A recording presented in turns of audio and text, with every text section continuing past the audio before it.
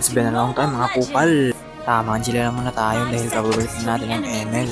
Hindi na lang tayo nakapag-content ulit dahil nagtapo tayo kay Mobile Legend. Because of the paulit-ulit na lost track, di tayo makatongtong ng metek. Kating-kating ng ating kamay dito nga at di ko na napigilan. Ayun ay pagang! Pag ako nakapag-pick ng Angela, siguradong sure win agad. Katulad din ng isang kumag na to, akala na niya ay malakas na siya kaya pinasok na tayo sa ating tore. Ayun, siya ang nadali. Pagang katuloy. Oh, ito, hail ka muna, nana.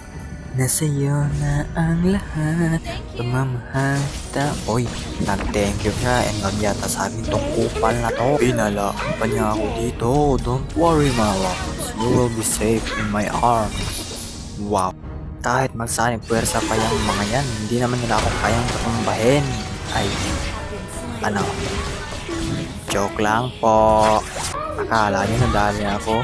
Nag-recall lang ako, oy. Okay, fast forward. Ang tagal kasi. Oy, ito si Frankie. Oy, hindi ako nahuli, pero siya nahuli. Ayan. Yun na yun. Di man lang ako napasok sa circle.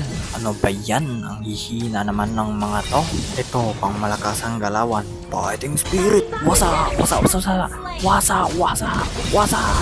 Patay sana yun. Sadyang wala lang talagang silbi. Itong kumag na aking sinaniban.